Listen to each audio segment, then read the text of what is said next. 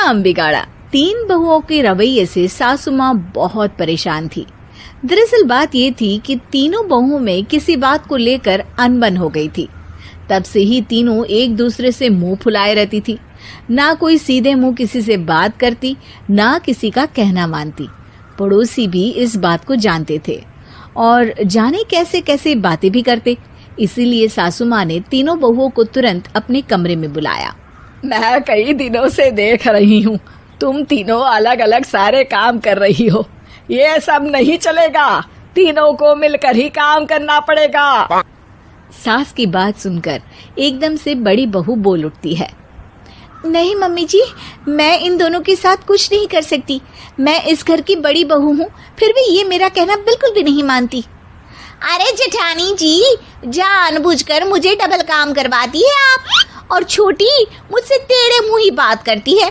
इन दोनों के बीच हमेशा सैंडविच बन जाती है मेरी, और मैं हमेशा आलू की तरह बीच में मसली जाती हूँ।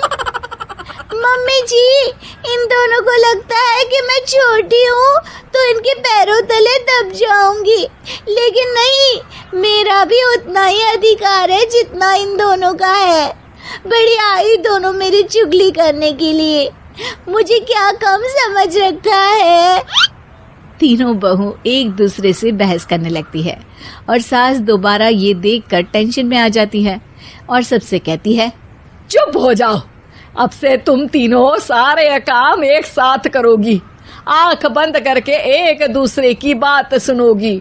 तुम तीनों इस बात को गांठ बांध लो, वरना अगली छुट्टियों में तुम्हारा अपना मायके जाना कैंसिल। सास की बातें सुनकर डर के मारे तीनों हामी भर देती हैं। जी मम्मी जी, मैं समझ गई। हाँ मम्मी जी, जैसा आप कहें, आप जो कहेंगी मैं वही करूंगी। तीनों बहू सास की बात को गांठ बांध लेती है और वादा करती है कि अब से सारे काम वो तीनों एक साथ मिलकर ही करेंगी। ये सब देखकर सास खुश हो जाती है और वहां से चली जाती है। नीचे जाकर वो देखती है कि घर में शर्मा जी आए हुए होते हैं। सास जोर से आवाज लगाकर कहती है, अरे बहू, जरा चाय बनाकर तो लाना, शर्मा जी आए हैं।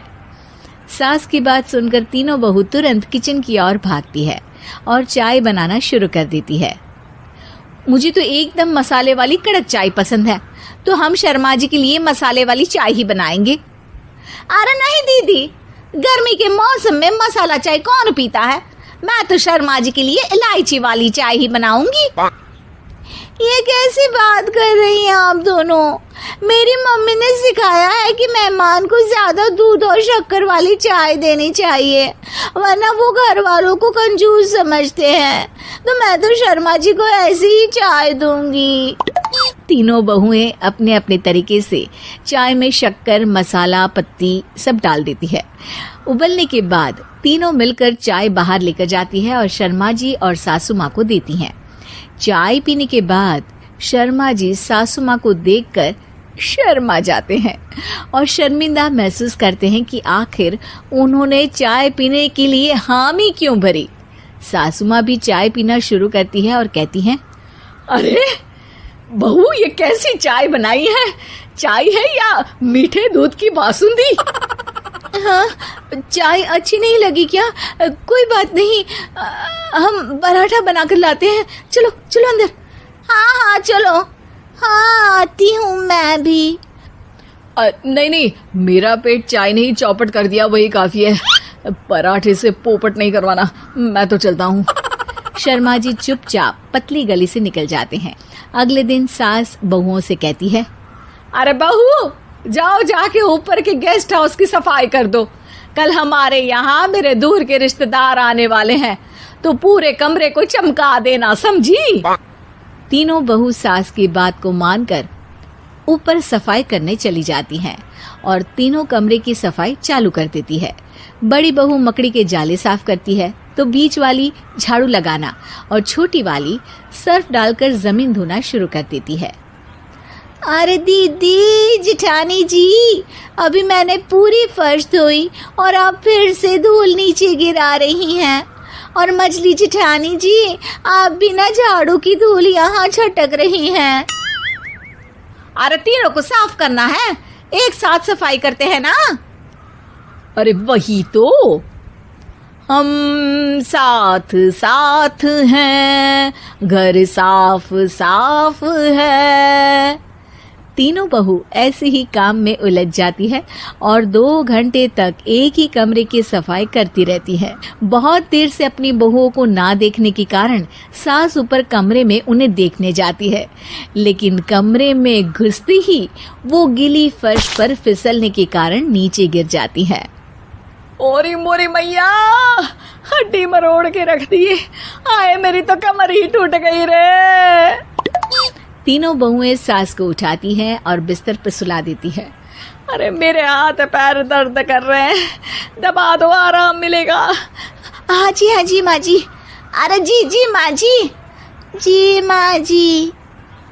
और तीनों बहुएं एक साथ सास के हाथ को दबाना शुरू कर देती हैं। माँ की तो चीख ही निकल जाती है और नतीजा ये होता है कि सास के बचे हुए शरीर में भी दर्द उठ जाता है। हाय राम, ये क्या कर दिया तुम तीनों ने। अरे मेरी तो किस्मत ही फूटी है कि तुम जैसी बहुएं मुझे मिली। हे भगवान, पूरे शरीर में दर्द बढ़ गया है। अब तो पता नहीं कि चल भी पाऊंगी या नहीं। माफ करो, मुझे गलती हो गई मुझसे कि तुम तीनों को एक साथ काम करने के लिए बोला। सोचा था तीनों मिलके अच्छे से काम करेगी, लेकिन बड़े बुजुर्ग सही कहते थे कि 3 तिगाड़ा काम बिगाड़ा। तुम लोगों ने ये बात ना आज साबित करके दिखा दी। तुम तीनों को तो समझाना यानी मानो भैंस के आगे बीन बजाना है। तुम्हें अकेले अकेले काम करना है ना, तो अब से तुम अकेले ही अपना अपना काम करो। तीनों बहुएं वहां से जाने लगती है। अरे कहाँ जा रही हो? आप ही ने तो कहा कि अपना अपना काम तो मुझे मुल्तानी मिट्टी लगानी है। अरे मुझे भी तो नेल पॉलिश लगानी है, मुझे ना मेहंदी लगानी है। सास अपना सर पीट लेती है और कहती है, अरे मुझे भी लगाना है कुछ। क्या माँ जी? क्या माँ जी? क्या माँ जी? तुम्हारे घर वालों को फोन तुम्हारी हरकतें बताने के लिए।